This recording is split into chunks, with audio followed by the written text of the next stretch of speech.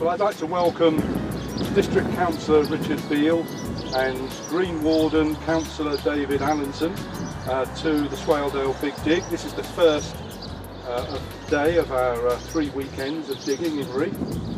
Understanding the development of the green is very important to us, which is why we're here today to actually begin digging this location on the green. So we would like the two of you it needs to be in line. There you go. One each side. Ready? 1, 2, 3.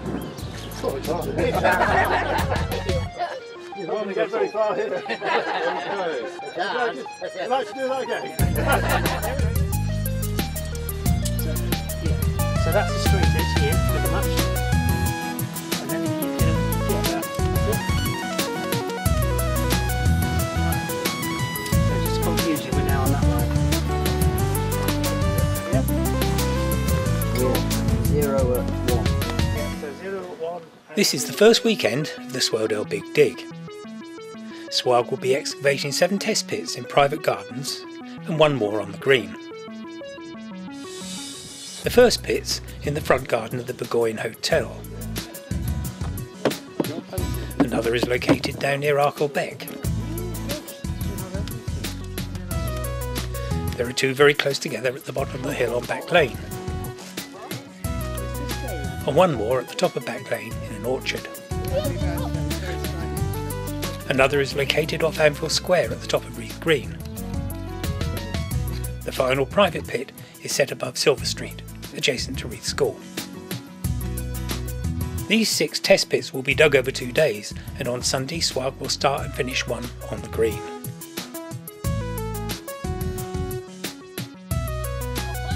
Do you think I'm going down too fast? I should take down round the edge to that. Yeah.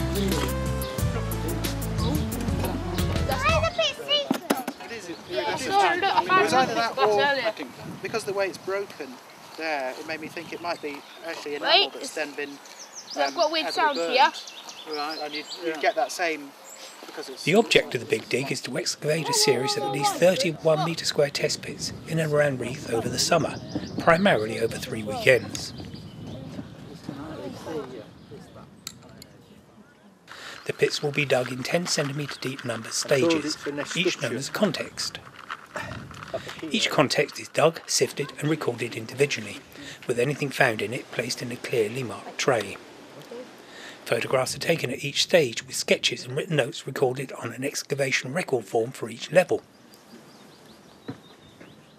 Once each context is dug and recorded, the diggers start on the next context and repeat the process until the pit reaches a maximum depth of 1.2 metres, or until they hit natural, undisturbed soil. Once the pit is declared finished, no matter what the depth, final notes and sketches are made of its exposed base layer and the 4 sidewall sections, with photographs taken before it's filled back in.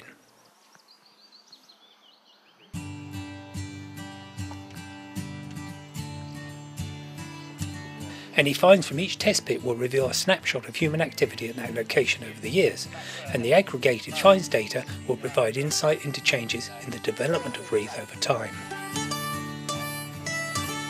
This method of digging and recording these pits is one developed by Dr. Carenza Lewis of Cambridge University. Dr. Lewis and a team have run, organised or supported a number of similar digs in towns and villages throughout the UK. As well as telling us more about the development of Reeth, the combined data from past and future test pits will allow archaeologists to build a picture of the development of human activity throughout the UK at various times in history. Archaeology is a fantastically interesting thing to do. There are lots of people, particularly young people, especially often people in their teens or 20s or 30s, might not think archaeology is for them. It's just boring old stuff locked away in dusty museum cases or whatever. But actually it's everything around us, everything we see around us is there because of something that happened at some point in the past. It might only be a few years ago, it might be hundreds of years ago, or even thousands of years ago. And those actions are there as clues, and they could be tiny little bits of pottery that are buried in anybody and everybody's back garden. Everybody's ever broken a mug or a plate and thrown it away has left their archaeological trace for the future. And in the same way, people in the past have left their traces. And if you can see them, if you recognise them, you can understand that past. And it's interesting because you see the world around you differently. It's not just some modern old place that you never really thought about. You can think, wow, this is interesting because there was a Roman village here.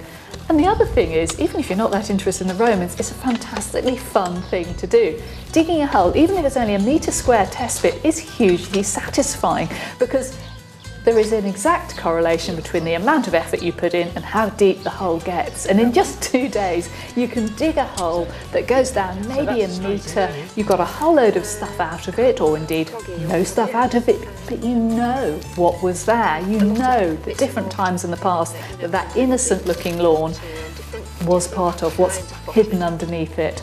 It's out in the open, you can get good and muddy and dirty, you can feel you've really achieved something, you can see what you've achieved, you can see how big the hole you've dug is, and at the end of the day you can have a big cup of tea and a slice of cake, or go to the pub and have a drink and a big meal and feel you've really, really earned it. It's a fantastic way to get to meet people, to work with your friends and family or neighbours or people you've never met before, getting together in a team. And that's one of the things we find people really enjoy about archaeology. We find with the community archaeological projects we do, 98% of people recommend what they've been doing to others. And that's from feedback from hundreds and hundreds of people. So it really does work, of all ages and all backgrounds, even people who've never done it before. The Big Dig I find really fascinating. Always had an interest in the area, never been dug before. We know that this area has been developed over a period of time at the crux of the Arkengarthdale and Swaledale Valley. We know there's been Romans, we also know there's been Viking, we know there's been Saxon. Who was here? This dig over this 2-year period will actually give us a chance to actually answer some of these questions. It involves the community, which is even better.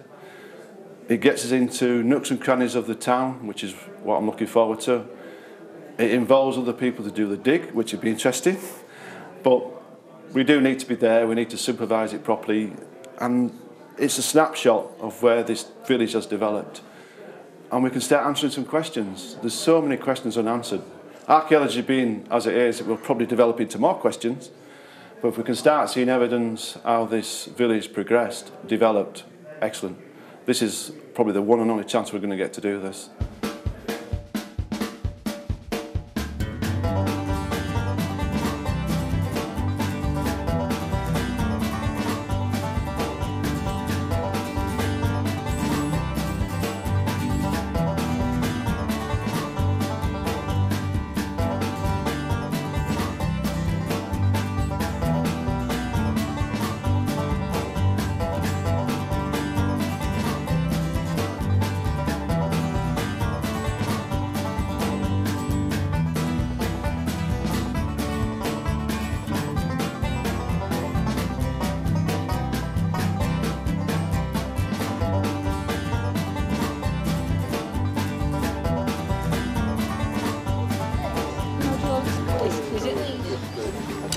The Big Dig is a family occasion with plenty of opportunities for children to get hands-on and learn about archaeology. It is cold. Yeah, well when the edge is cleaned up, then you'll see that better, won't you? Because that's now in concrete, it's at that level.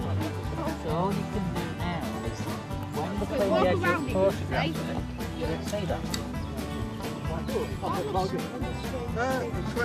Possibly, it's a funny shape, yeah. It might be, it's quite square toes.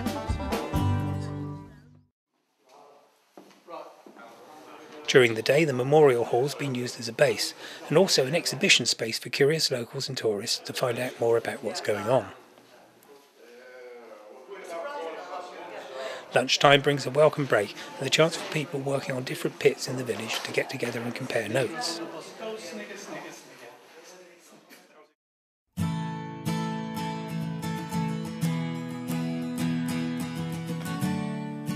Most of the test pits have contained a range of finds at various levels, all stored in separate trays ready for an expert to examine them and decide what is significant and what can be disposed of.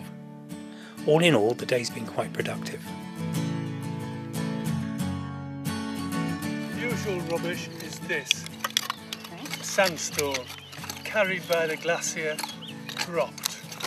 The best stuff is this, probably a 1930s plate, but you really need an expert to sort that one out.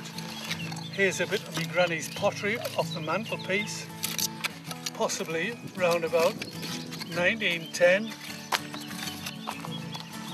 Get a lot of this coming up, which, as you can see, it's now crumbled. It's lime mortar. The main fascination from the Big Dig is, for me, is probably more later on when the data's there and we're looking at the data. Because with the Big Dig you can couple what we found on the ground with what we find in the documents, and probably, hopefully quite unusually, because a lot of archaeology projects you get a lot of information and it's quite difficult to put it into context. I think this is one of the cases when we're going to get a lot of background documentation, and hopefully we'll be able to put that information, what we found by the Big Dig, into context and bring it to life to our generation.